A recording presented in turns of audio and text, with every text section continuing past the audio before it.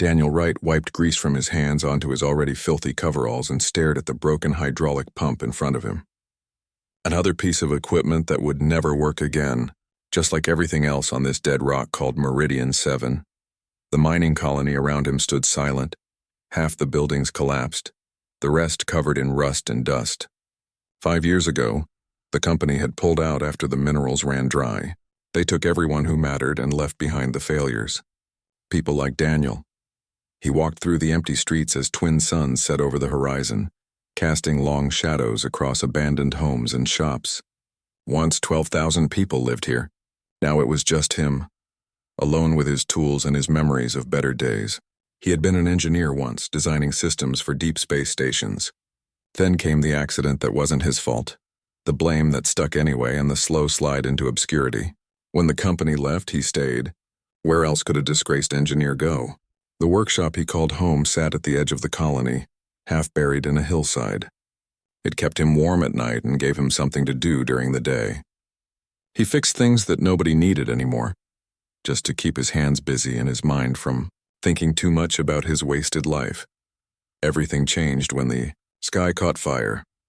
Daniel was organizing spare parts in his underground storage room when he heard the sound. Not thunder, something worse. The grinding roar of plasma engines pushed beyond their limits. He climbed the stairs and looked outside just as 3 massive ships tore through the atmosphere, trailing fire and smoke. They were nothing like human vessels. These ships had organic curves, chitinous armor plating, and hundreds of glowing eyes that scanned the ground below. The first blast hit the old administration building 2 kilometers away. The structure vaporized in a column of superheated plasma. Daniel ran back inside and sealed the workshop door as more explosions shook the ground. Through his security monitors, he watched alien soldiers pour from landing craft. They looked like insects standing upright, each one carrying weapons that hummed with deadly energy. They moved through the ruins methodically, searching for something. Daniel retreated to his basement shelter and locked every door behind him. The walls were thick metal and concrete, built to survive mining accidents. He hoped it would be enough. For 3 hours, he sat in darkness while the aliens destroyed what little remained of the colony above. Their weapons were precise, surgical. They were looking for something specific. When silence finally returned, Daniel waited another hour before checking his monitors. The alien ship still hovered overhead, but the soldiers had moved to the far side of the colony. He needed to know what they wanted. Against every survival instinct, he crept outside under cover of night. The destruction was total. Every building had been cut open and searched. Fires burned in the ruins. Daniel moved carefully through the debris, staying in shadows until he saw it. An escape pod had crashed into the old refinery complex. The metal was still hot, parts of it melting into the ground. It was small, built for maybe 2 passengers, and its hull bore symbols Daniel had never seen before. He approached carefully, checking for alien patrols. The pod door had been torn open from the inside. A trail of dark blue blood led away from the crash site into the refinery's collapsed maintenance tunnel.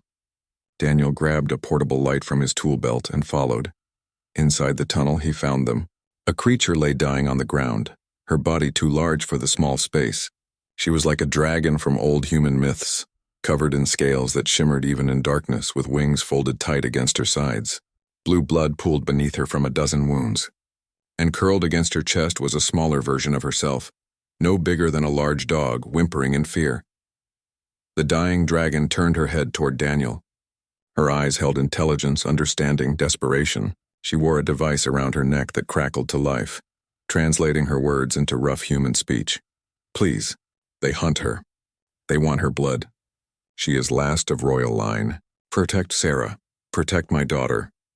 Daniel looked at the small creature. She had crystalline blue scales and large amber eyes that stared at him with terror and hope mixed together. The mother dragon coughed, more blue blood staining the ground. Promise me, stranger, whatever you are, whoever you are, do not let them take her. Daniel heard voices outside. The alien soldiers were coming, drawn by the pod's emergency beacon. He had seconds to decide. Every rational thought told him to run, to hide, to survive. This was not his problem. He owed nothing to these creatures.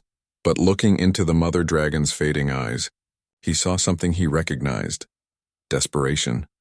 The same desperation he had felt when the company abandoned him, when society labeled him a failure, when everyone he knew turned away.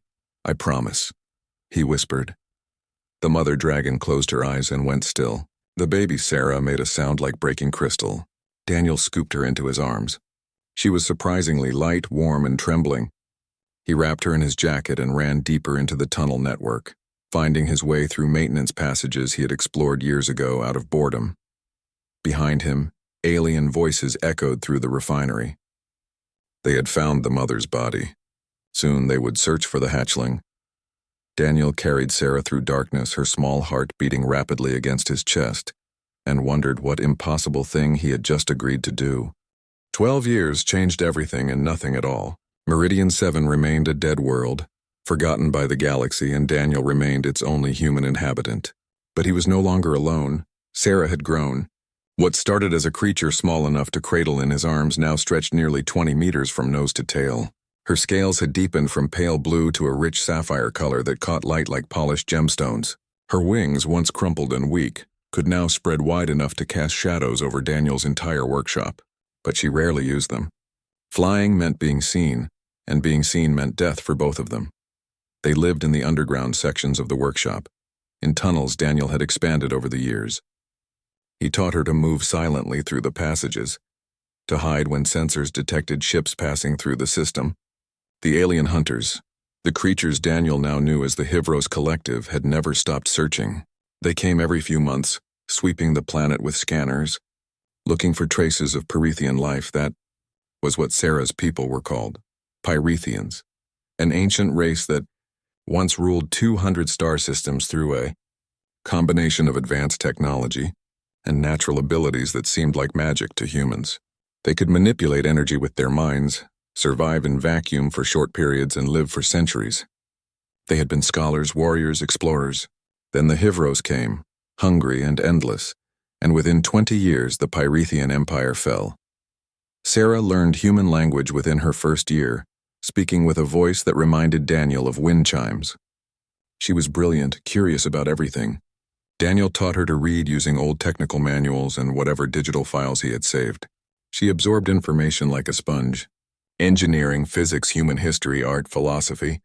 She wanted to understand the species that had produced the man who saved her life. In return, Sarah shared memories that seemed to be encoded in her very DNA. She told Daniel about her homeworld, a place called Pyrithos where cities floated on thermal currents and libraries held knowledge from before humanity left Earth. She described her people's ships that moved like living things through space, powered by cores that burned with contained starfire. And she told him about the Hivros. The Hivros were parasites. They consumed other species, literally. Their soldiers would capture members of advanced races and break them down, absorbing their biology, their knowledge, their technology. They had no culture of their own, only an endless hunger to take from others. They wanted Sarah not because she was the last princess of a dead empire, but because her royal bloodline carried genetic codes that could unlock ancient Pyrethian weapons and knowledge. With her DNA, they could access arsenals capable of sterilizing entire star systems. Daniel understood then why Sarah's mother had fled so desperately, why she had crashed on this worthless moon. She was protecting the galaxy from what the Hivros could become. Life fell into patterns. Daniel maintained his workshop and the old colony's remaining power generators. He grew food in underground hydroponics bays, using equipment he had salvaged and repaired. Sarah helped with her growing strength, moving debris and heavy equipment that would have been impossible for Daniel alone. They talked for hours about everything and nothing. She told him about Pyrethian poetry. He taught her to appreciate human music. She was fascinated by the concept of jazz, the idea of structured improvisation. But beneath the routine, tension grew. Sarah was changing in ways beyond physical growth. Small objects would sometimes float around her when she was emotional. Her scales grew harder, capable of deflecting the mining lasers Daniel tested them with.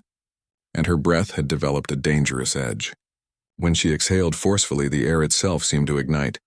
She was becoming powerful, and power was dangerous. It made her visible to the Hivros sensors. During the 11th year, they had a close encounter. A Hivros patrol ship landed only 5 kilometers from the workshop. Daniel and Sarah retreated deep into the tunnel network, barely breathing as alien soldiers swept the area above. They spent 3 days in darkness, rationing water, listening to the sounds of searching. When the soldiers finally left, Daniel realized how close they had come to discovery. Sarah grew restless after that. She would pace the tunnels at night, her claws scraping against stone. She talked about her people, the few scattered survivors that might exist in distant systems. She wondered if she was truly the last of the royal line, or if somewhere someone else had escaped. One night, as they sat in the main workshop with the lights dimmed, Sarah made Daniel promise something. If I ever gain enough power to leave this place, if I ever find a way to fight back against the Hivros, I will return for you. You gave me life when you had every reason to abandon me. I will never forget that debt. Daniel tried to laugh it off. He was getting older now, gray in his hair and beard, his joints aching from years of hard work. You don't owe me anything. I'm just a failed engineer who got lucky. You're going to do great things someday, and you won't need a washed-up mechanic slowing you down. Sarah fixed him with her amber eyes, and Daniel saw ancient fire burning there. I am the last ember of my people's flame. I will not let it die, and I will not forget the man who kept that ember alive. 3 months later, everything fell apart. A Hivros survey ship entered the system during a routine patrol. It should have left after a standard scan. Instead, it deployed drones across the planet's surface. One of those drones passed directly over the workshop, and its sensors detected something. Heat signatures too large and too complex to be explained by failing equipment. Energy readings that matched Perithian biology. Daniel watched on his monitors as the drone circled back, scanning more intensively. Then it transmitted a signal burst toward the Hivros ship in orbit. Within an hour, 6 more vessels appeared in the system, dropping from faster-than-light travel. Battle-ready warships, not survey ships. Sarah and Daniel stood in the workshop looking at each other. They both understood what was happening. After 12 years, their time had run out. Dust fell from the ceiling as another explosion rocked the surface above them. Daniel pulled up the security feeds and counted 9 Hivros landing craft spreading across the colony ruins. Soldiers poured out like insects from a disturbed nest, hundreds of them moving in organized search patterns. They were sealing off every exit, every hiding place. This was not a patrol. This was an extermination. Sarah crouched in the main chamber, her massive form coiled tight, ready to fight or flee. Her scales rippled with barely contained energy. Daniel could feel the heat radiating from her body as her internal fire built up from stress and anger. "How long until they find us?" she asked, her voice tight. Daniel checked the monitors. The Hivros were using ground-penetrating sensors, sweeping methodically through the underground areas. 20 minutes. Maybe 30 if we're lucky. Sarah turned her head toward the sealed tunnel that led to the deeper sections. "I can collapse the passages behind us, slow them down. We can hide in the lowest levels for days if necessary. And then what? They'll dig us out or wait until we starve." Daniel ran his hands through his gray hair, thinking frantically. For 12 years he had planned for this moment, knowing it would eventually come. He had one option, one desperate gamble that he had never told Sarah about because he had never wanted to give her false hope. He walked to the back wall of the workshop and pressed a hidden switch. A section of the metal panel slid aside, revealing a tunnel that Sarah had never seen before. Cool air rushed out, carrying the smell of engine coolant and hydraulic fluid. Sarah's eyes widened. "What is this?" "Insurance," Daniel said. "Come on. We don't have much time." They moved through the tunnel, Sarah having to squeeze her bulk through the narrow space. It opened into a massive underground hangar that Daniel had spent 5 years secretly excavating and concealing. And sitting in the middle of that hangar, looking ancient and battered but somehow proud, was a cargo hauler ship. It was a ugly vessel, 70 meters long, covered in patches and mismatched panels. The name painted on its hull had long since faded. Daniel had found it crashed in a ravine 10 kilometers from the colony during his second year alone on Meridian 7. For the next decade, he had worked on it in secret, scavenging parts from the dead colony, fabricating what he could not find, slowly bringing the broken ship back to something resembling function. "You built a ship," Sarah whispered, wonder in her voice. "Fixed one," Daniel corrected. "And I use that term loosely. The power core is unstable. The life support system can barely handle one person. The navigation is mostly guesswork, and there's about a 50-50 chance the whole thing explodes when we start the main engines." He paused. "But it can fly." Another explosion, closer now. The Hivros were blasting through the upper tunnel network. They ran to the ship. Daniel had already loaded it with supplies over the years, preparing for this moment. Food, water, medical supplies, everything he could spare. He hit the cargo ramp release and it lowered with a groan of protesting hydraulics. Sarah climbed aboard and moved toward the cockpit. The interior was cramped for her size, designed for humans. She had to fold her wings tight and keep her neck bent. Daniel followed her up the ramp and started the pre-flight systems. Lights flickered on throughout the ship, some green, many yellow, a few red. Warning alarms immediately started beeping. "Those don't sound good," Sarah said. "They're not." Daniel's hands flew across the control panels, bypassing safety systems, overriding warnings. "The reactor is running too hot and the jump drive hasn't been properly calibrated. I had hoped for another year to work on it. Then let me pilot it. Your human reflexes cannot handle an unstable ship like mine can." Daniel pulled out the pilot's chair and gestured for Sarah to take his place. She settled into position, her clawed hands surprisingly delicate on the controls. He had taught her the basics of flight over the years using simulation programs. She was a natural, her Pyrethian instincts giving her an almost supernatural sense for three-dimensional movement. The hangar doors above them began to glow red. The Hivros were cutting through. Daniel initiated the launch sequence. The ship's reactor whined as it built up power. The whole vessel shook. Outside, he could hear the grinding of the hangar doors being torn apart. That was when Daniel saw the critical failure light appear on the life support panel.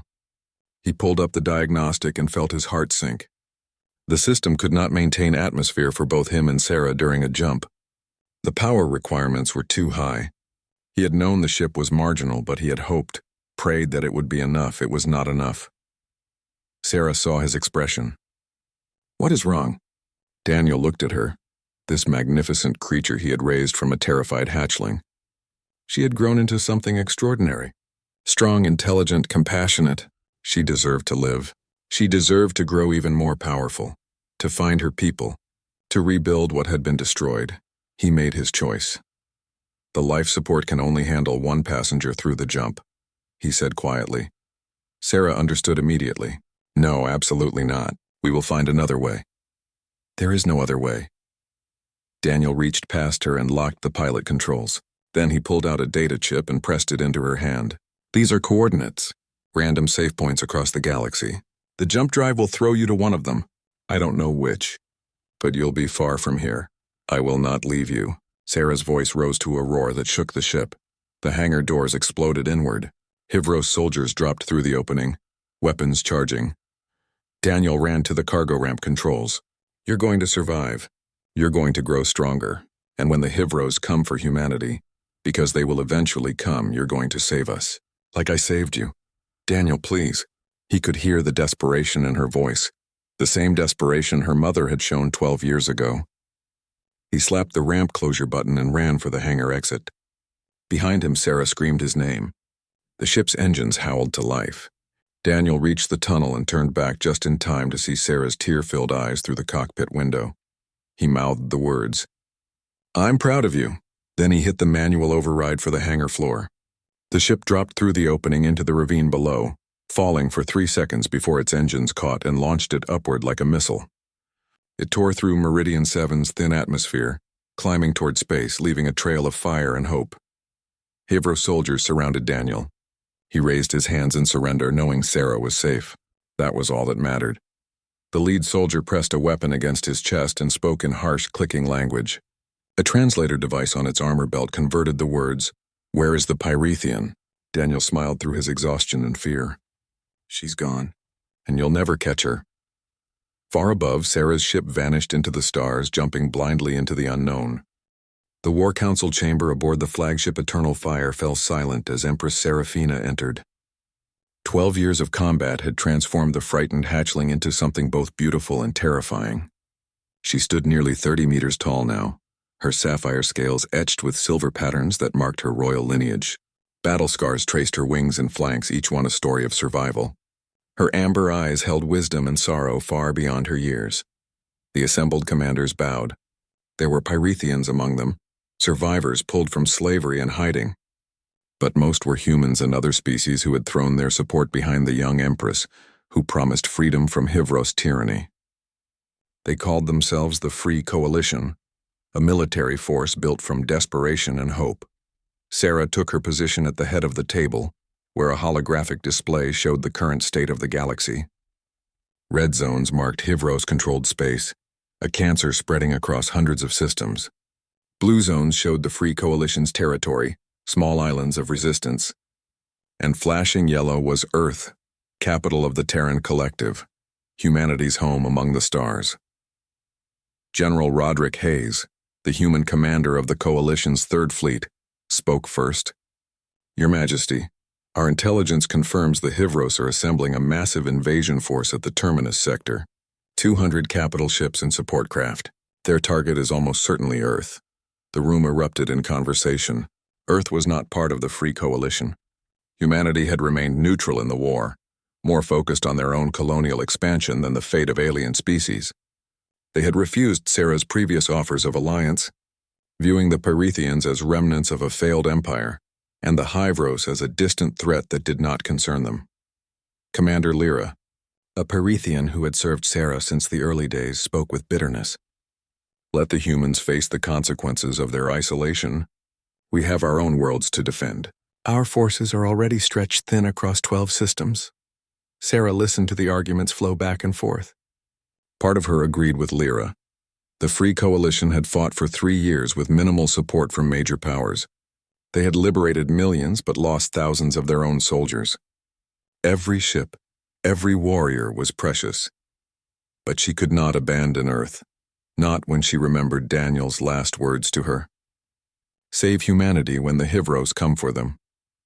She had spent 12 years believing he died in the explosion at Meridian 7.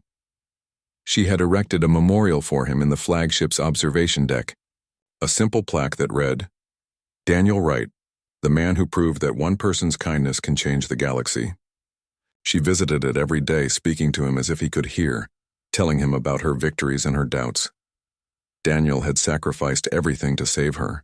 How could she refuse to do the same for his people? We will defend Earth, Sarah announced, her voice cutting through the debate. I will take 60 ships from the main fleet and travel to the Sol system immediately.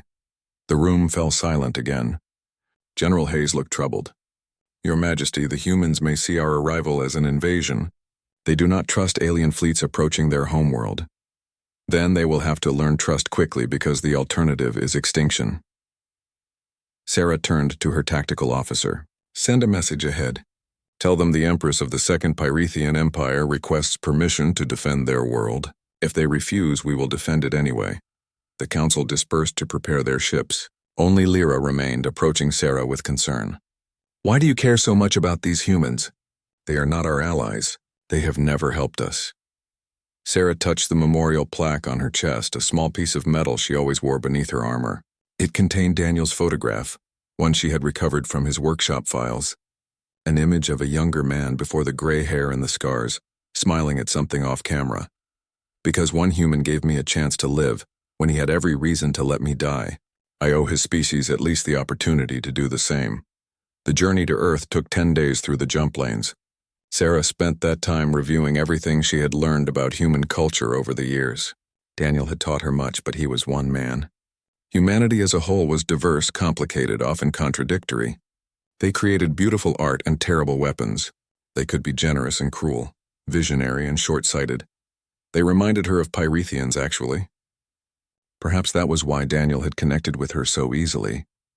When the fleet emerged from the jump point at the edge of Earth's solar system, they were immediately surrounded by Terran defense platforms and patrol ships. Hundreds of weapons locked onto Sarah's vessels. A communication channel opened, audio only, formal and cold. Unknown fleet, this is Terran Defense Command. You are in violation of collective space. State your identity and purpose immediately.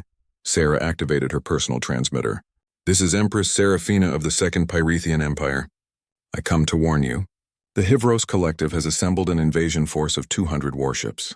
They will reach Earth in 30 days. I offer my fleet to help defend your world. A long pause followed. Then a different voice came through, older female carrying the weight of authority. This is Admiral Patricia Okonkwo, Commander of Terran Defense Forces. Your claim is extraordinary. We have no evidence of Hivros activity in our territory. Because the Hivros do not announce their invasions. They simply arrive and consume.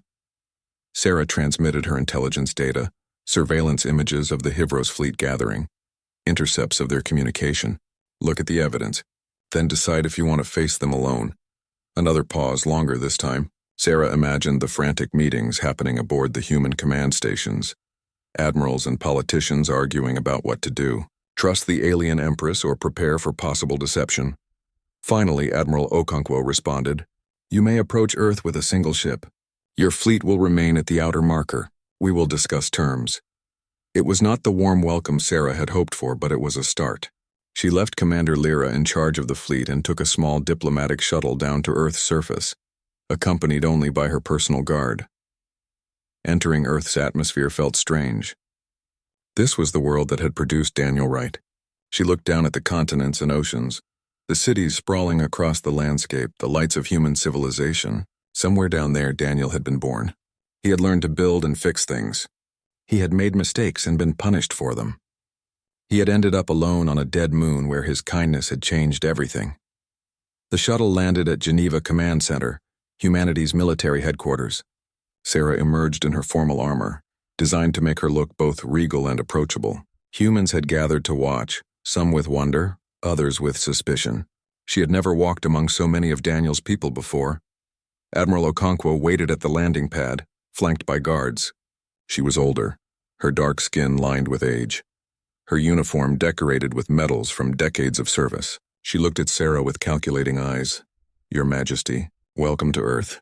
Thank you for receiving me, Admiral. I know my arrival is unexpected." "That is one word for it." Okonkwo gestured toward a nearby building. "We have much to discuss, starting with why you would risk your own forces to defend a species you have no formal relationship with." As they walked, Sarah considered how to explain. The full truth seemed too personal, too vulnerable. But lies would not build trust. 12 years ago, a human saved my life when he had no reason to do so. He taught me that compassion is not weakness, that sacrifice for others is the highest form of strength. He asked only one thing of me before we were separated: to protect humanity if the Hyvros ever threatened them. Sarah looked at the Admiral directly. "I keep my promises." Okonkwo studied her for a long moment. Then something in the Admiral's expression softened slightly. What was this human's name? "Daniel Wright. He was an engineer from a failed colony called Meridian 7. The Admiral nodded slowly. "I see. Then let us honor his faith in both our species by working together." They entered the command center to begin planning humanity's defense. Sarah did not know that in that moment, in a small office deep within the facility, a junior intelligence officer was running a routine check on the name she had mentioned, and that officer was about to discover something that would change everything. Part 5, the return planning. The defense of Earth consumed 3 days of intense negotiations. Admiral Okonkwo proved to be brilliant and pragmatic, recognizing that pride mattered less than survival. Together with Sarah's military advisors, they designed a defensive strategy that combined Terran firepower with Pyrethian maneuverability. It was not perfect, but it gave them a chance. Sarah spent her free time walking through Earth's cities, seeing what Daniel had come from. She visited museums and libraries absorbing human art and history. She saw Leonardo da Vinci's sketches and stood before Picasso's paintings. She read Shakespeare and Tolkien. She listened to Bach and Miles Davis. Each experience helped her understand the man who had raised her, showing her the rich culture that had shaped his values. On the third evening, as Sarah reviewed tactical reports in her temporary quarters, Commander Lyra burst through the door. The Pyrethian officer's scales were flushed with excitement and barely controlled emotion. "Your Majesty, our intelligence unit intercepted a Hyvros military transmission. It was partially encrypted, but we broke enough to understand its content." Lyra activated a holographic projector. "They are transferring a high-value prisoner between facilities. The transfer code identifies him as someone who has information about Pyrethian survivors." Sarah's hearts began beating faster. The Hyvros captured many prisoners, interrogating them for intelligence. "What makes this one special?" Lyra pulled up an image.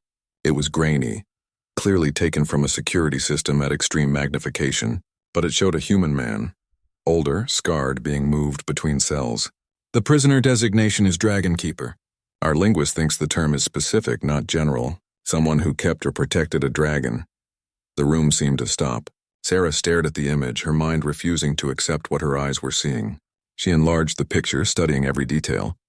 The man's face was weathered, lined with years of hardship. His hair was gray and thin. His body showed signs of malnutrition and torture. But she knew that face. She had memorized every line of it from the photograph she carried, projecting forward how age might change it. "Daniel," she whispered. "We cannot be completely certain," Lyra said carefully. "The image quality is poor and 12 years have passed. But the prisoner's age matches, his build matches, and the designation cannot be coincidence." Sarah felt everything inside her crystallize into a single point of focus. Daniel was alive. For 12 years she had mourned him, believing he died in the explosion, but the Hivros had captured him instead. They had kept him prisoner all this time, torturing him for information about her, and he had never broken. Never told them where she went. Never betrayed her. Where is he being held? Her voice came out cold and hard. "A facility called Tarthos 9. It's a prison moon in the Hivros core territories, heavily fortified. They use it for high-security prisoners they want to interrogate long-term." Lyra hesitated. "Your Majesty, the facility is practically a fortress.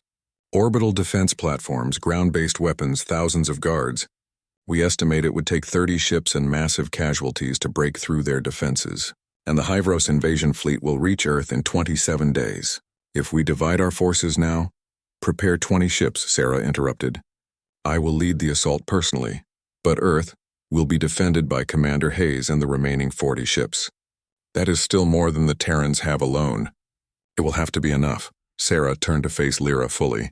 "For 12 years, Daniel Wright believed he would die in that prison.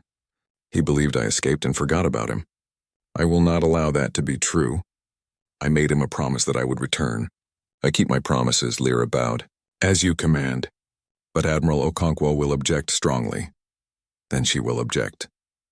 Sarah began issuing orders, her mind already calculating trajectories and assault plans. Admiral Okonkwo did indeed object, loudly when she learned what Sarah planned. They met in the command center with holographic displays showing both the upcoming Earth defense and the proposed Tarthos 9 assault. "You want to take 1/3 of your fleet on a suicide mission to rescue one man, leaving Earth less protected, all based on a grainy photograph that might not even show who you think it shows." Okonkwo's voice was sharp with frustration. "Yes. That is insane. That is loyalty." Sarah met the Admiral's eyes. "Daniel Wright sacrificed everything to save my life. He endured 12 years of imprisonment and torture rather than betray me. If I abandon him now, then I am no better than those who abandoned him before. I will not become that person." Okonkwo shook her head. "You are risking humanity's survival for a single human. Do you understand the mathematics of that decision? I understand that without Daniel, I would not exist to defend humanity at all. I understand that he asked me to save your people, and I am trying to do both." Sarah's voice softened. "Admiral, you have children, correct?" Okonkwo looked surprised by the question. "2 daughters, why? If one of them was in that prison, would you calculate the mathematics? Or would you move every ship you had to bring her home?" The Admiral was quiet for a long moment. Then she sighed. "You are either the most honorable person I have ever met or the most foolish. Possibly both." She turned to the tactical display. "If you are going to do this, then do it right. My intelligence division has files on Hivros prison facilities. I will give you everything we have on Tarthos 9, and I will hold Earth as long as possible. Do not make me regret this." "I will not." Sarah bowed, a gesture of respect between equals. 20 ships departed from Earth orbit 6 hours later.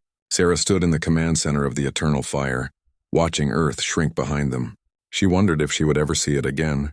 The assault on Tarthos 9 was indeed close to suicide, but she had made her choice. The journey through jump space took 5 days.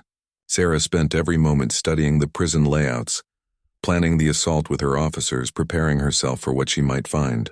Daniel could be dead. He could be broken beyond recovery.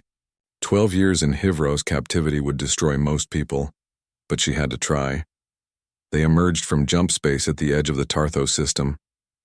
The prison moon hung in orbit around a massive gas giant, its surface bristling with weapons and sensor arrays. 6 Hivros warships patrolled the area. Sarah's forces were outnumbered in terms of firepower, but they had surprise and desperation on their side. "All ships, attack formation," Sarah commanded. "Target the orbital platforms first. We have one chance to do this. Make it count." The Free Coalition fleet accelerated toward Tarthos 9, weapons charging. Behind them, light years away, Earth's defense preparations continued. In 22 days, the Hivros invasion would arrive. But right now, in this moment, Sarah had only one goal: bring Daniel home. The space around the prison moon erupted in fire as the battle began. Part 6.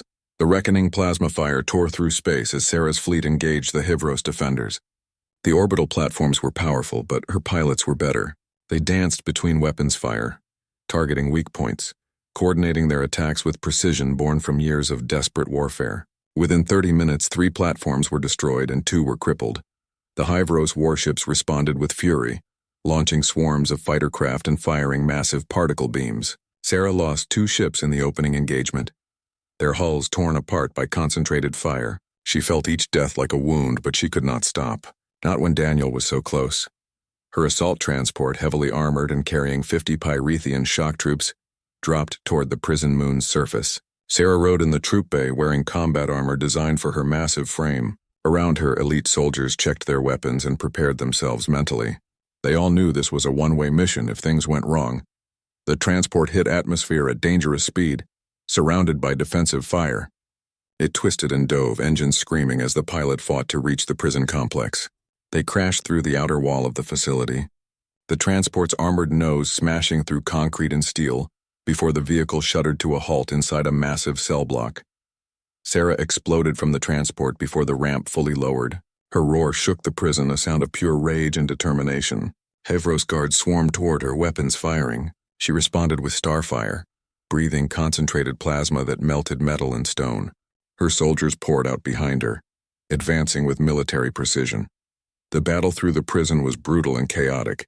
The Hivros had designed the facility to be inescapable, with heavy blast doors and kill zones at every intersection. But they had not planned for a Pyrethian Empress willing to tear through walls with her bare claws. Sarah led from the front, unstoppable, fighting toward the high-security section where intelligence said the most valuable prisoners were kept. She accessed a control terminal, her claws surprisingly delicate as she manipulated the interface. Prison records scrolled past until she found it. Prisoner 47112D, Human Engineering Specialist, Maximum Isolation, Cell Block 7. Cell Block 7 was deep underground, the prison's highest security area. Sarah and her team fought their way down through level after level, leaving destruction in their wake. She could hear alarms blaring, reinforcements being called. They had minutes at most before being overwhelmed. The final door to Cell Block 7 was 3 feet of reinforced steel. Sarah placed her hands against it and let her internal fire build until her scales glowed white-hot. The metal began to melt, flowing like water. She tore the door from its frame and threw it aside. The cell block was dark, lit only by dim emergency lights. Dozens of cells lined the walls, each one sealed behind energy barriers. Sarah moved through them, searching desperately. Most were empty. Some contained prisoners who looked at her with expressions of shock and hope. Then she found him. Cell 47 at the end of the corridor. Through the energy barrier, she could see a human sitting on a metal bench, his back against the wall. He was thin, his gray hair long and unkempt, his face marked with old scars. His left eye was clouded, damaged beyond repair. Prison clothing hung loosely on his frame. But she knew him. Despite everything the years and torture had done, she knew him. "Daniel," she said, her voice breaking. The man looked up slowly, as if the sound had taken time to reach him. His good eye focused on her, confusion evident. He saw a massive dragon in battle armor, covered in weapons and alien technology, a creature from his worst nightmares. Then she pulled off her helmet, revealing her face. Her amber eyes met his. "Daniel, it's me." "It's Sarah." Daniel Wright stared at her, his damaged mind struggling to process what he was seeing. 12 years of interrogation and isolation had taken their toll. He whispered, barely audible, "Sarah? Little Sarah?" Not so little anymore. She deactivated the energy barrier and stepped into the cell. Up close, she could see how much he had suffered. Burns on his arms from torture devices. The twisted fingers of his left hand that had been broken and healed wrong. The hollowness in his expression that spoke of hope systematically destroyed. But when she knelt before him, making herself smaller, less threatening, something changed in his face. Recognition. Memory. His good eye filled with tears. "You came back," he said, his voice rough from disuse. "I thought they told me you were dead, that they had hunted you down. I believed them. They lied." Sarah reached out carefully and took his damaged hand in her claws, so gentle despite their deadly nature. You saved me 12 years ago. Now I'm returning the favor. You shouldn't be here. This is a trap. They'll kill you. Let them try. Sarah lifted Daniel carefully, supporting his weight. He was so light, so fragile. She remembered when he had carried her as a hatchling, wrapping her in his jacket to keep her safe. Now their roles were reversed. Explosions echoed through the prison. Her soldiers were being pushed back by Hivros reinforcements. They needed to leave immediately. Sarah carried Daniel through the prison, her troops forming a protective perimeter around them. They fought their way back to the surface, losing 6 more soldiers in the process. The assault transport was damaged but functional. They loaded Daniel into the medical bay while the pilot fired up the engines. The transport launched from the prison complex as Hivros fighters closed in. Above in orbit, Sarah's fleet was being overwhelmed by arriving reinforcements. She had known this would happen. Had accepted the cost. All ships withdraw to jump point, she ordered over the command channel. We have what we came for. Her fleet disengaged, taking casualties as they retreated. They lost 4 more ships before reaching safe jump distance. Out of 20 vessels, only 14 would return to Earth. But they had Daniel. The jump back to Earth took 6 days. During that time, Sarah rarely left Daniel's side in the medical bay. Human doctors worked to stabilize him, treating malnutrition, infections, and old injuries. He drifted in and out of consciousness, sometimes lucid, sometimes lost in memories of his imprisonment. When he was awake and aware, they talked. Sarah told him about the last 12 years, about building an empire from nothing, about the battles she had won and friends she had lost. Daniel listened, amazed and proud. You did all that? You were so small when I last saw you, just a scared little dragon. You taught me to be brave, to stand up for what's right even when it costs everything. Sarah adjusted his medical sensors gently. I never forgot you, Daniel. Not for a single day. He smiled, the expression painful on his scarred face. I never forgot you either. When they tortured me asking about Pyrethian technology and where you had gone, I would think about teaching you to read, about the way you laughed when I showed you old comedy videos. It kept me sane. You never told them anything. Of course not. You were my daughter in every way that mattered. What kind of father betrays his child? Sarah felt tears running down her scales. Pyrethians rarely cried, but she had learned the expression from Daniel years ago. You're going to see what you helped create. An empire built on the principles you taught me. Compassion, sacrifice, protecting those who cannot protect themselves.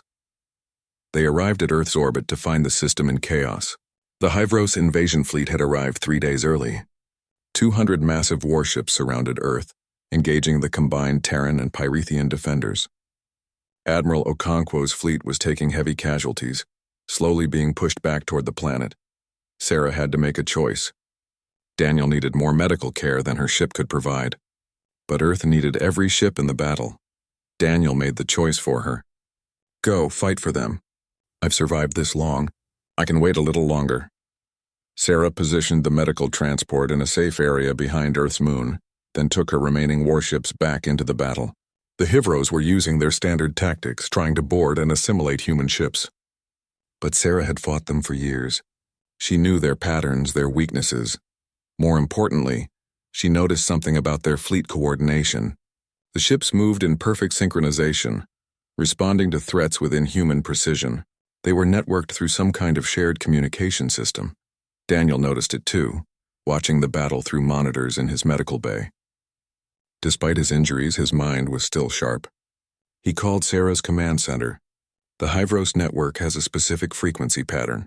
I saw it in surveillance data when they interrogated me. If you could disrupt that frequency, Sarah immediately understood. She called her chief engineer. Can we modify our communication jammers to target a specific frequency? If we have the exact parameters, yes, but it would take hours.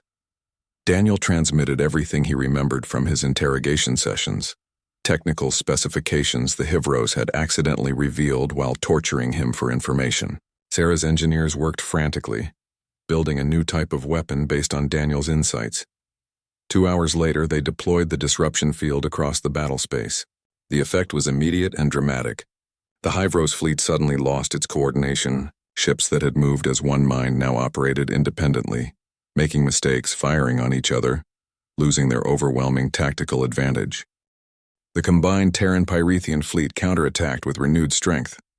Sarah personally led the assault on the Hivros command ship, a massive vessel at the center of their formation. Her attack wing punched through its defenses and delivered devastating firepower to its command core. When the command ship exploded, the remaining Hivros fleet broke.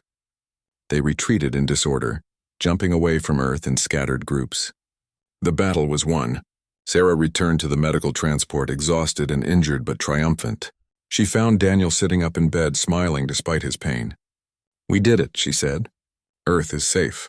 "We did it," he agreed. "Just like old times. You and me against impossible odds." In the weeks that followed, Earth celebrated its survival. Admiral Okonkwo formally signed an alliance with the Second Pyrethian Empire, recognizing that neither humans nor dragons could stand alone against threats like the Hivros. Daniel recovered slowly, regaining strength through advanced medical treatment. He would never fully heal from his ordeal, but he was alive. Sarah remained on Earth during his recovery, refusing to leave his side for more than a few hours at a time. She walked with him through gardens as he learned to use his legs again. She read to him when the nightmares were too strong for sleep. She was there, constant and loving, the way he had been for her years ago. One evening they sat together in a park overlooking a lake, watching the sunset paint colors across the water. Daniel's gray hair had been cut short. His body was gaining weight. His damaged eye had been fitted with a cybernetic replacement. He looked almost healthy. "You know," he said quietly, "I was just a failed mechanic. I fixed broken things because I couldn't fix my broken life. And then I found you. And I was just a frightened child who lost everything. Then I found you." Daniel turned to look at her, this magnificent empress who commanded fleets and inspired millions. "You don't need me anymore, Sarah. You've become something extraordinary. You should be out there rebuilding your empire, not stuck on Earth taking care of an old man." Sarah rested her massive head near him, careful not to knock him over. "You gave me life when you had every reason to let me die. You taught me to be who I am. You endured 12 years of torture rather than betray me. You helped save Earth even while broken and barely conscious." She looked at him with eyes full of love and gratitude. "I will always need you, Daniel. You're my home, the one constant in a galaxy of chaos." "Then I guess we're stuck with each other. I would not have it any other way." They sat in comfortable silence as darkness fell and stars emerged above them. In the months ahead, Daniel would become the chief advisor to the Human-Pyrethian Alliance, using his engineering expertise to help both species better understand each other's technology. Sarah would continue leading her people while maintaining close ties to Earth, ensuring the alliance remained strong. The Hivros would return eventually. That was inevitable. But when they did, they would face not a divided galaxy, but two species standing together, bound by friendship forged in sacrifice and loyalty tested through fire. Years later, when historians wrote about how humanity and the Pyrethians formed their legendary alliance, they would point to massive battles, diplomatic agreements, and strategic necessities. But those who were there knew the truth. It all began with a broken mechanic who saved a baby dragon and a dragon who never forgot.